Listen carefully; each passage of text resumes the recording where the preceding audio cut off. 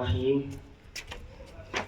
الحمد للہ الذی ہدانا لہذا وما كنا لنہتدی لولا ان ہدانا اللہ لقد جاءت رسول ربنا بالحق الصلاة والسلام والتحیۃ والاکرام علی سید یاسین ما فی الوجود سر اللہ فی کل موجود صاحب لواء الحمد والمقام المحمود مولانا و مولا القونین جد الحسن والحسین ابی القاسم محمد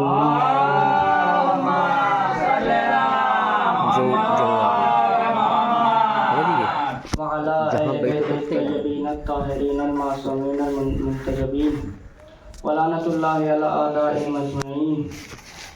قال اللہ تعالی فی قرآن الکریم بسم اللہ الرحمن الرحیم لقد ارسلنا نوحا الى قومه. صلوات پڑھیں محمد وعلی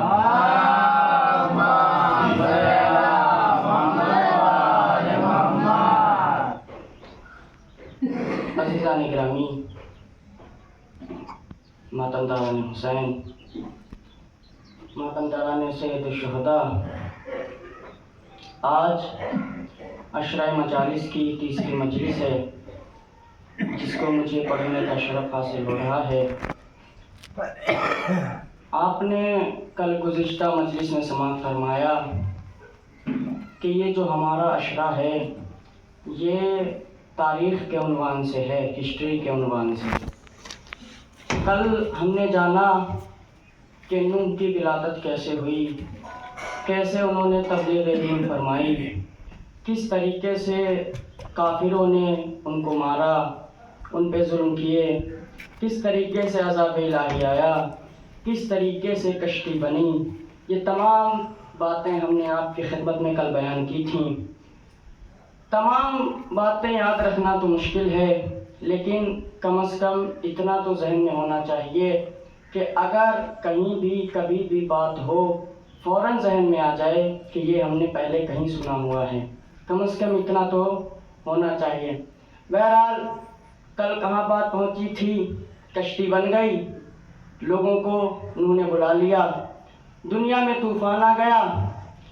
10 شوال کو سفینہ نوح کوفے سے نکلا. کتنی تاریخ کو؟ 10 شوال کو. 10 محرم کو یہ سفینہ نوح کوہ جودی سے جا کے ٹکرایا. کوہ جودی وہ ایک جگہ ہے کہ جہاں سمندر کا ایک کنارہ ہوتا ہے جسے انگلش میں پورٹ کہتے ہیں. آ کے جہاز کھڑے ہوتے ہیں، اس جگہ کو کوہ جودی کہا جاتا ہے. اس سے آ کے ٹکرایا. طوفان تھما، بند ہوا، رکا. سارے طوفان 10 محرم کو ہی رکتے ہیں، سارے سفینے 10 محرم کو ہی کنارے لگتے ہیں. ٹکرایا، پانی کم ہونا شروع ہوا. پانی اترتے اترتے اتنا اتر گیا کہ سفینہ زمین پہ آ گیا. نوح نے ایک کوے کو حکم دیا کہ جا پتہ کر کے آ کہ زمین پہ کتنا پانی بچا ہے. کوا اڑتا ہوا گیا، لاشیں بکھری پڑی ہوئی تھی، بھوک لگی تھی، کھانے لگا. کھاتے کھاتے وہ بھول گیا کہ نبی نے کوئی حکم بھی دیا تھا. واپس پلٹا، نبی نے پوچھا اتنی دیر کہاں لگ گئی؟ کہا کہ بھوک لگی تھی، مردار پڑے ہوئے تھے، کھانے لگ گیا.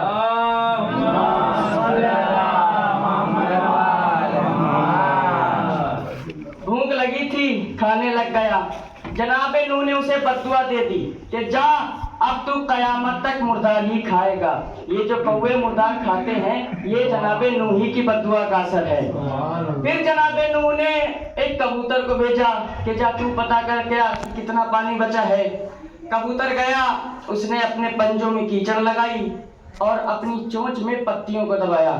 واپس آیا تو نوح نے اس کی حالت دیکھی، حالات سمجھ گئے، اس کو دعا دی کہ جا اب تیرے قیامت تک تیرے پنجے چمکیں گے اور تیری چونچ چمکتی رہے گی. یہ جو کبوتر کے پیر خوبصورت ہوتے ہیں، چونچ خوبصورت ہوتی ہے، یہ جناب نوحی کی دعا کا اثر ہے، ایک نبی کی دعا کا اثر ہے کہ وہ قیامت تک چمکتی ہے.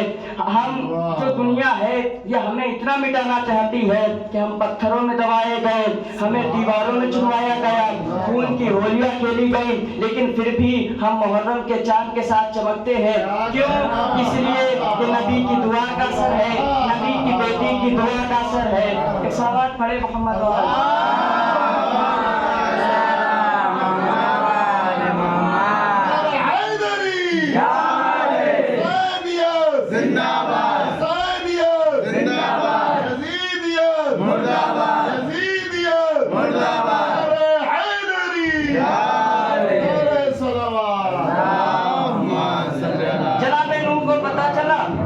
پانی ختم ہو گیا ہے.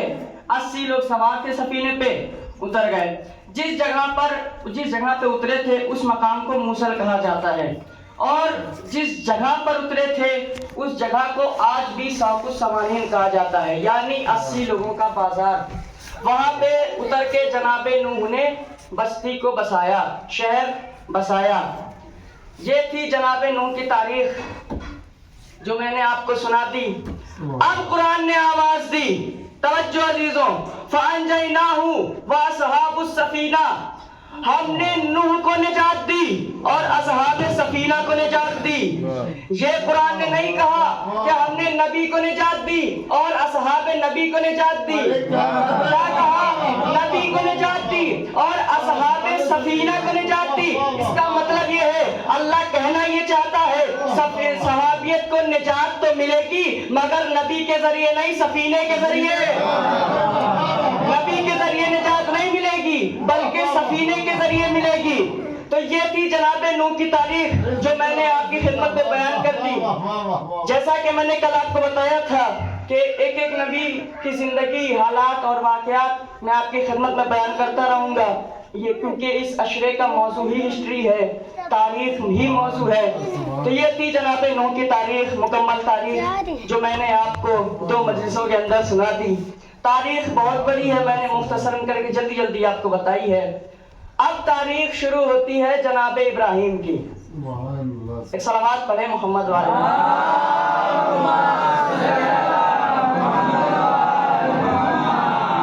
جناب ابراہیم کوفے کے پاس ایک گاؤں تھا کوسا, وہاں کے رہنے والے تھے. کوسا وہ جگہ ہے, اس وقت اس جگہ پر نمرود کی حکومت تھی. نمرود جسے خدائی کا مالی خولیا ہو گیا تھا, وہ خود کو خدا ماننے لگا تھا. خود کو بلکہ مانتا ہی نہیں تھا, لوگوں سے منواتا بھی تھا کہ مجھے خدا مانو. اپنی شکل کے بت بنواتا تھا, گلیوں اور بازاروں میں بکوایا کرتا تھا. ایک دن اس نے خواب میں دیکھا کہ ایک ستارہ طلوع ہوا ہے, اور وہ ایسا ستارہ ہے کہ اس کے سامنے سورج کی روشنی بھی کم پڑ گئی ہے, چاند کی روشنی بھی کم پڑ گئی ہے. اس نے کاہنوں کو بلایا, تعبیر پوچھی. کاہنوں کا ایک سردار تھا جس کا تاریخ میں آس نام بتایا جاتا ہے. اس نے بتایا کہ اے نمرود, اب یہ تیری حکومت زیادہ دن تک نہیں چلے گی, اس لیے کہ اب ایک بچے کی پیدائش ہونے والی ہے, وہ تیری حکومت کو للکارے گا, تیری خدائی کو ختم کرے گا. نمرود نے کاہنوں سے یہ گزارش کی, یہ انتظام کروایا ان سے کہ ایک بات کا دھیان رکھیں کہ وہ اس تاریخ کا دھیان رکھیں, اس دن کا دھیان رکھیں کہ جس دن اس بچے کا نور صلب پدر سے رحم مادر میں جائے گا, وہ تاریخ مجھے بتا دینا پہلے, پھر مجھے بتا دینا اس بچے کا نور کب جائے گا. کائنوں کو خبر ہوئی, نمرود کو خبر پہنچا دی کیا وہ دن آنے والا ہے کہ جس دن میں اس بچے کا نور صلب پدر سے رحم مادر میں جائے گا. نمرود نے یہ کام کروایا کہ شہر کے جتنے بھی مرد تھے انہیں شہر سے باہر کر دیا, شہر میں صرف عورتوں کو چھوڑا. شہر کے ہر دروازے پر اپنے سپاہیوں کو تعینات کر دیا کہ دیکھتے رہنا کوئی بھی مرد اندر نہ آنے پائے, کوئی بھی عورت باہر نہ جانے پائے.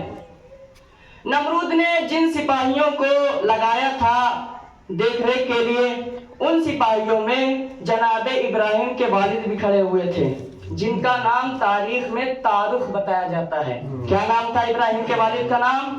تارخ. عورتوں کو پتا چلا کہ اب شہر میں کوئی مرد نہیں بچا ہے, اپنے گھروں سے باہر آ گئی. باہر آنے والی عورتوں میں جناب ابراہیم کی والدہ بھی تھیں, جن کا نام تاریخ میں دونا بتایا جاتا ہے. جناب دونا, جناب ابراہیم کی والدہ کا نام. عورتیں باہر نکلیں, اتفاقاً جناب دونا کا گزر اسی راستے سے ہوا جس راستے پر جناب تارخ کھڑے ہوئے تھے. اللہ کی طرف سے ایسے اسباب پیدا ہوئے کہ جناب ابراہیم کا نور صلب پدر سے رحم مادر میں پہنچ گیا. کائنوں کو خبر ہوئی, انہوں نے خبر پہنچا دی کہ نمرود, ہم نے جس بچے کے لیے اتنا اہتمام کیا تھا, اتنا انتظام کیا تھا, اس بچے کا نور رحم مادر میں پہنچ گیا ہے. وقت ولادت قریب ہوا, دونا پریشان ہوئی کہ اگر کہیں نمرود کو پتا چل گیا وہ میرے بچے کو مار نہ ڈالے, قتل نہ کر دے. جناب دونا ایک پہاڑ کے اوپر چلی گئی, وہاں پر جناب ابراہیم کی ولادت ہوئی. واپس آ گئی, واپس تو آ گئی, ماں کا دل تھا سکون کیسے ملے, چین کیسے ملے. پھر رات کا وقت ہوا, پھر دوبارہ اس پہاڑ پہ گئی دیکھنے کے لیے کہ میرے بچے کا حال کیا ہے, کہیں بھوک کی وجہ سے میرا بچہ مر تو نہیں گیا, کیا حال ہے. گئی دیکھنے کے لیے, اس غار کے پاس پہنچی جہاں پہ جناب ابراہیم کو انہوں نے رکھا تھا. اس کے اوپر ایک پتھر رکھ دیا تھا, چھپا دیا تھا. اس کے پاس گئی, کیا منظر دیکھا, پتھر اپنے آپ ہٹ رہا ہے. آگے بڑھ کے دیکھا تو کیا دیکھا, جناب ابراہیم اپنے انگوٹھے کو اپنے لبوں سے چبا رہے ہیں اور ان کے انگوٹھے سے دودھ نکل رہا ہے.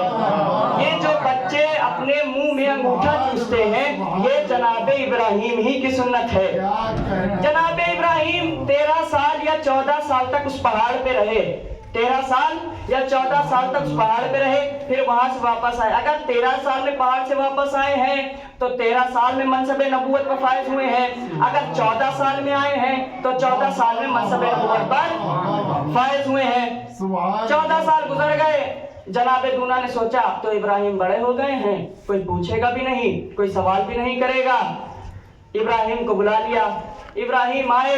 اب یہاں سے توجہ چاہ رہا ہوں. ابراہیم پہاڑ سے اترے, ایک مرتبہ سورج کی طرف دیکھا اور سوال کیا, کیا یہ میرا خدا ہے.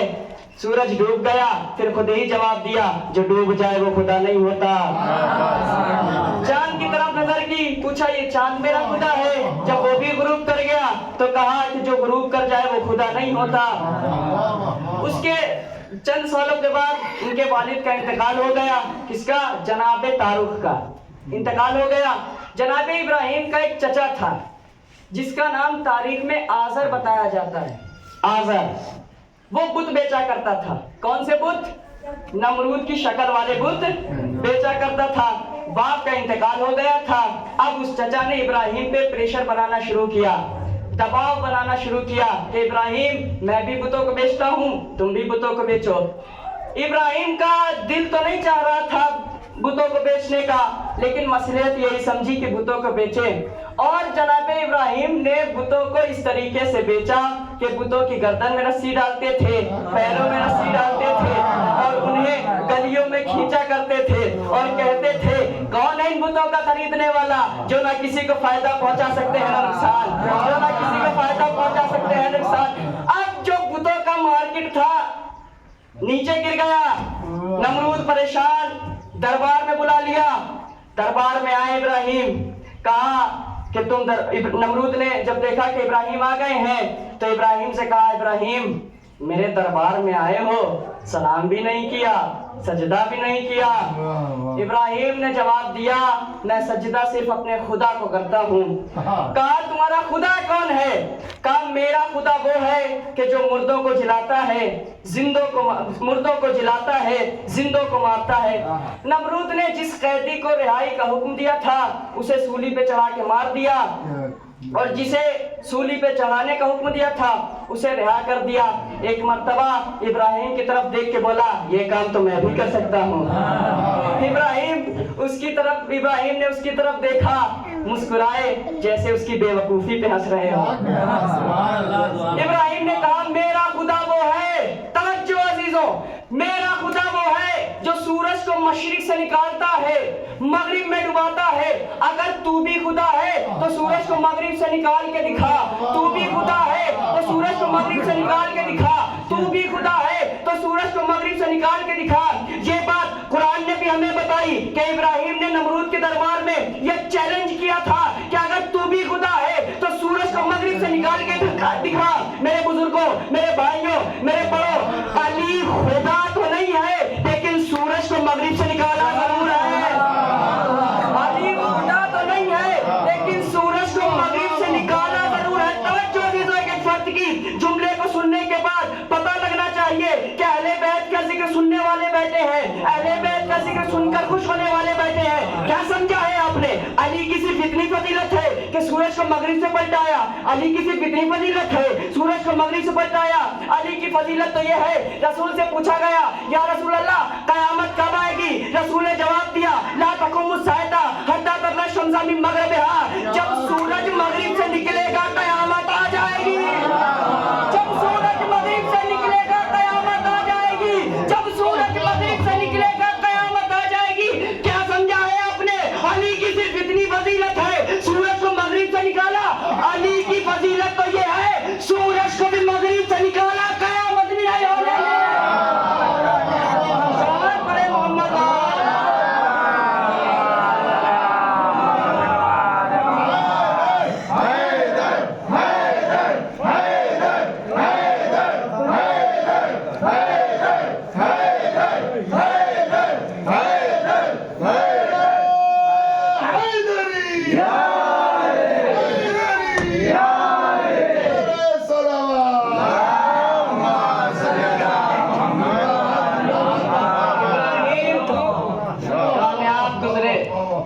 ابراہیم کو کامرانی عطا ہوئی, دربار سے لوٹے.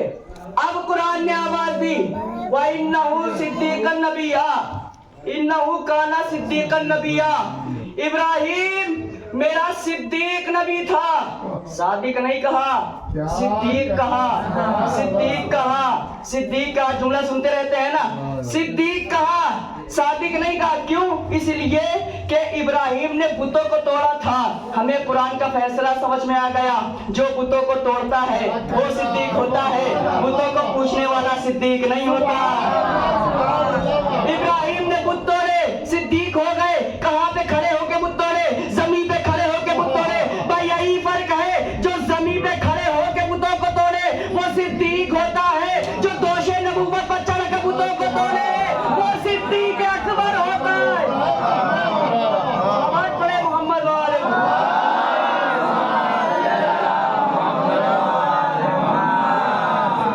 دوش نبوت پہ علی نے چڑھ کے بتوں کو توڑا. کیا رسول کو کوئی اور نہیں ملا تھا بتوں کو توڑنے کے لیے؟ بہت سے لوگ تو اتنے لمبے لمبے تھے کہ رسول کو دوش پہ چڑھانے کی ضرورت بھی نہ پڑتی. لیکن یہاں پہ مسئلہ شیطان کا تھا. شیطان میں ایک کوالٹی ہے کہ وہ جس میں چاہے اس میں اپنی آواز پیدا کر سکتا ہے. اگر علی کے علاوہ کوئی اور بتوں کو توڑتا تو ہو سکتا تھا بت اس سے کہتا آج بتوں کو توڑ رہا ہے, کل مجھے ہی پوچھتا تھا. آج مجھے ہی توڑ رہا ہے, کل مجھے ہی پوچھتا تھا. ہو سکتا ہے وہ نہ پوچھتا ہو تو بت یہ بھی کہہ سکتا تھا آج مجھے توڑ رہا ہے, کل تیرا باپ مجھے پوچھتا تھا, تیرا باپ مجھے پوچھتا تھا. علی کا دوش نبوت پہ چڑھ کے بتوں کو توڑنا دلیل ہے اس بات کی, نہ علی بت پرست ہے, نہ علی کا باپ بت پرست تھا, نہ دادا بت پرست تھا, نہ پردادا بت پرست تھا. صلوات پڑھے محمد والے.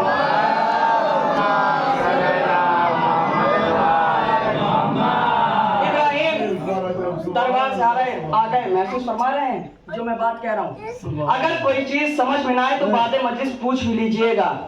میں اس چیز سے خوش نہیں ہوتا کہ آپ نے بنا سمجھے بات کر دی. میں اس چیز سے خوش ہوتا ہوں کہ اگر میں بعد میں پوچھتا ہوں اور اگر آپ نے بتا دیا تب میرا دل خوش ہوتا ہے کہ ہاں یہ چیز آپ نے سنی. ٹھیک ہے. ابراہیم دربار سے آ گئے, لیکن ابراہیم نے یہ ٹھان لیا تھا کہ اب موقع ملتے ہی ان بتوں کا حال برا کرنا ہے. عید کا دن آیا, ابراہیم سے لوگوں نے کہا ابراہیم چلو دیکھو ہماری عید کیسی ہوتی ہے. ابراہیم نے کہا تم جاؤ, مجھے یہاں اپنا کام پورا کرنا ہے. لوگ عیدگاہ کی طرف گئے, ابراہیم بت کدے کی طرف گئے اور وہاں جا کر سارے بتوں کو توڑ دیا, لیکن جو سب سے بڑا والا بت تھا اسے چھوڑ دیا. اس کی گردن میں اپنا کلاڑا لٹکا دیا.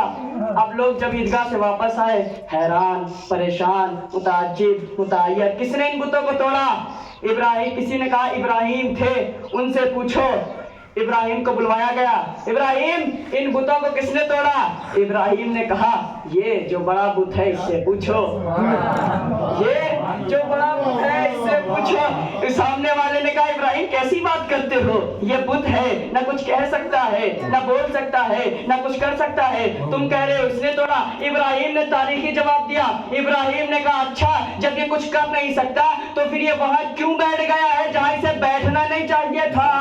وہ کیوں بن گیا ہے جو اسے بننا نہیں چاہیے تھا؟ توجہ عزیزو، وہ کیوں بن گیا ہے جو اسے بننا نہیں چاہیے تھا؟ یعنی اگر کوئی کسی دوسرے کی جگہ پر بیٹھ جاتا ہے تو رسالت کو اس سے نفرت ہو جاتی ہے۔ بننا، بھائی بننا ایک ایسی چیز ہے، بننا کہ 20 لوگ مل کر کسی کو کچھ بھی بنا سکتے ہیں۔ میں مجلس پڑھوں اتروں بس 20 لوگوں کو ہاتھ ملا کے یہی کہنا ہے کہ بس مولانا ایسی ہی مجلس ہونی چاہیے۔ بیٹھنے سے پہلے تو میں کنفیوژن کا شکار ہو سکتا ہوں، لیکن جب 20 لوگ تائید کر دیں گے تو پھر میں بن جاؤں گا خطیب۔ کوئی شعر پڑھ کے اترے، اس سے 20 لوگ کہتے ہیں واہ کیا شعر پڑھے آپ نے، ایسا ہی شاعر ہونا چاہیے۔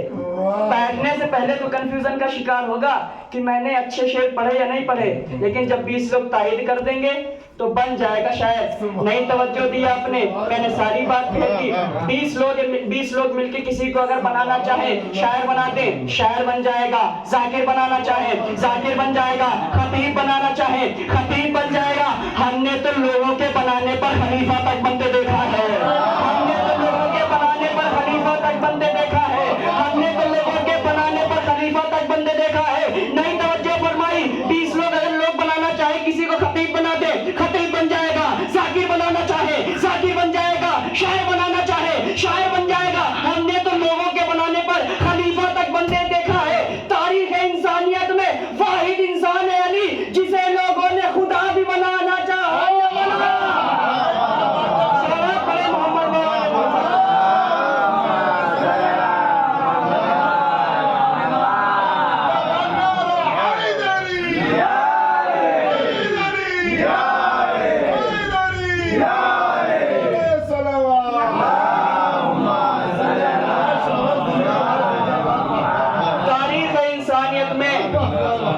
واحد انسان ہے علی، جسے لوگوں نے خدا بھی بنایا نہ بنا۔ پہلے سورج کو پلٹایا، پھر جبھی کو سجدے میں رکھ دیا، کہا دیکھو سورج پلٹانے والا میں بھی کوئی خدا نہیں ہوں، مجھے بھی طاقت اس اللہ نے دی ہے۔ علی کے انہی فضائلوں کو سن کے دشمن اپنی دشمنی کو بڑھاتے رہے۔ اتنی زیادہ دشمنی علی سے ہوئی کہ کربلا میں حسین کو آنا پڑا۔ آپ نے کل مسلم کے مصائب سنے، آج ان کا ذکر کرنا ہے، ان چاندوں کا ذکر کرنا ہے کہ جو چاند محرم کے چاند سے پہلے غروب کر گئے۔ حسین نے مدینہ چھوڑا، مکے آئے، جب مکے آئے تو کوفیوں کے خط آئے، مسلم کو امام نے کوفے بھیجا۔ مسلم پہلے کوفے نہیں گئے تھے، پہلے وہ مدینے گئے تھے۔ مدینے میں جانے کے بعد اپنے 2 شہزادوں کو لیا، پھر کوفے گئے ہیں۔ بعد شہادت مسلم ان بچوں کو قید کر لیا گیا۔ عزیزو تاریخ بتاتی ہے 1 سال تک کتنی عمر تھی ان بچوں کی، 8 سال 9 سال کیا عمر ہوتی ہے؟ ان بچوں کو 1 سال تک قید میں رکھا گیا۔ عزیزو جانتے ہیں ان لوگوں کو کھانے میں کیا دیا جاتا تھا؟ پورے دن تو بھوکا رکھا جاتا تھا، لیکن جب شام ہوتی تھی تو ایک سپاہی گرم پیالہ پانی کا لے کے آتا تھا تو سوکھی روٹی لاتا تھا۔ ایک دن ایک بھائی نے اپنے بھائی سے کہا ہے بھائی اب کی اگر سپاہی آتا ہے تو ہم اس سے بات کر کے تو دیکھتے ہیں، کہیں ایسا نہ ہو کہ ہم اس قید خانے میں ہی مر جائے۔ سپاہی آیا، اس نے اپنے روز کے مطابق ان کو کھانا دیا، جانے لگا۔ بچوں نے آواز دی ہے بھائی ذرا سنتے ہو؟ وہ پلٹا، اس نے سوچا بچوں نے کبھی مجھے اس طریقے سے آواز نہ دی تھی۔ پوچھا بچوں کیا بات ہے؟ کہا کہ بھائی کیا تم رسول کو جانتے ہو؟ اس نے کہا میں جانتا ہوں، میں انہی کا تو کلمہ پڑھتا ہوں۔ پھر پوچھا کیا تم علی کو بھی جانتے ہو؟ کہا ہاں میں علی کو بھی جانتا ہوں۔ اب بچوں کی ہمت تھوڑی بڑھی، پوچھا علی کو جانتے ہو تو مسلم کو بھی جانتے ہوگے؟ کہا بچوں تم یہ کیوں کہہ رہے ہو؟ کہا اس لیے کیا مسلم کے یتیم ہیں؟ اجرکم اللہ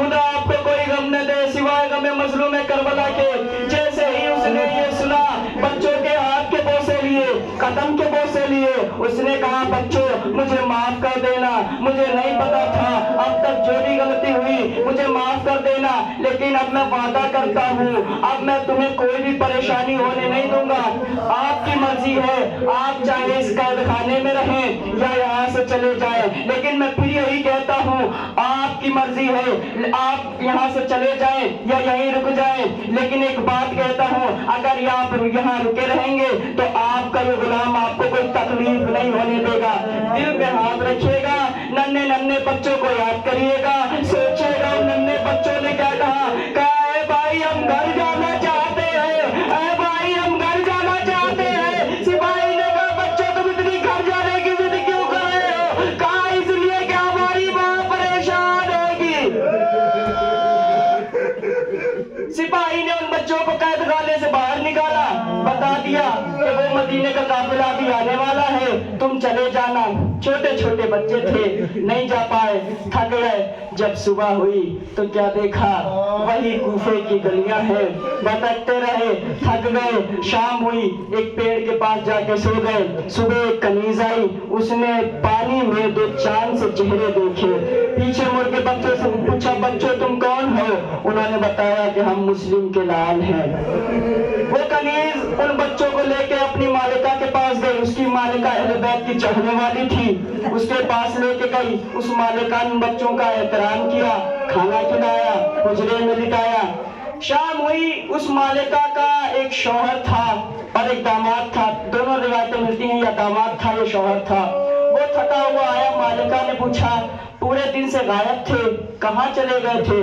कहा इब्ने ज़ात का हुक्म आया है कि मुस्लिम के दो बेटे कैद खाने से फरार हो गए हैं, अगर कोई उन्हें पकड़ के इब्ने ज़ात को देगा, इब्ने ज़ात उसे एक घोड़ा देगा, एक लिबास देगा। मालिका कहती है वाह तुझ पर, तू एक घोड़े की खातिर, एक लिबास के खातिर जहन्नम को खरीद रहा है। वो शौहर उसके ऊपर बहुत चिल्लाया और जाके कमरे में सो गया। जब रात हुई तो एक भाई ने दूसरे भाई को उठाया, कहा भाई ऐसा लगता है कि ये आज की रात हमारी आखिरी रात है।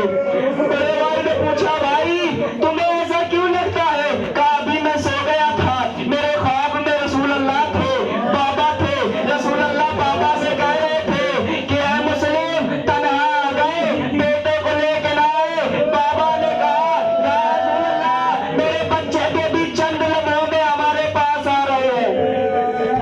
अजरकुमुल्लाह, खुदा आपको कोई गम न दे सिवाय गमे मसलूब करबला के। अज़ादारों, अय्याम अज़ा में मैं अक्सर एक जुमला कहा करता हूँ कि इन अय्याम अज़ा में खतीब को सुन के न रोया करे, बस ये सोच के रो लिया करे कि बस कुछ दिन बाकी है, सारा का घर उजड़ने वाला है, सकीना को तमाचे लगने वाले हैं, हुसैन शहीद होने वाले हैं। बच्चे ये बातें करके रोने लगे। जब रोए तो आवाज जालिम के कान में चली गई। जब कान में गई तो वो जालिम दौड़ता हुआ कमरे में गया, पूछा बच्चों तुम कौन हो?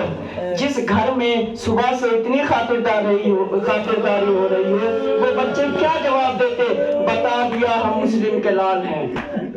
अज़ादारों, कयामत बपा हो गई। जैसे ही बताया ना कि हम मुस्लिम के बेटे हैं, उस जालिम ने अपने हाथों को बढ़ाया, उनकी नूरानी जुल्फों में डाला, घसीटता हुआ सहने घर में लेके आया और वो कहता जा रहा था मैं तुम्हें अपने ज़ात को दूंगा, वो मुझे घोड़ा देगा, वो लिबास देगा।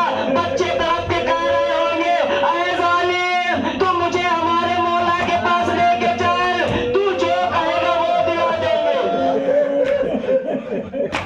आज़ादारा ने मज़लूम करबला तमाम रिवायतें छोड़ता हुआ बस 1 मिनट की ज़हमत और वो जालिम उन बच्चों को दरिया के किनारे लेके आया। सोचा, पहले कहा कि क्या तुम्हारी कोई आखिरी ख्वाहिश है? तो उन्होंने कहा कि हम 2 रकात नमाज पढ़ना चाहते हैं, 2 रकात नमाज पढ़ना चाहते हैं। उन बच्चों ने नमाज अदा की। जालिम ने सोचा कि पहले बड़े भाई की गर्दन को काटें, उसको शहीद करें। छोटे भाई ने अपनी गर्दन बड़े भाई की गर्दन पर रख दी। खुदा तमाम भाइयों में ऐसी मोहब्बत पैदा करे जैसी मोहब्बत उन्होंने दिखाई है। फिर सोचा कि छोटे भाई को कत्ल करें। छोटे भाई की तरफ खंजर बढ़ाया तो बड़े भाई ने अपनी गर्दन को आगे किया। उस जालिम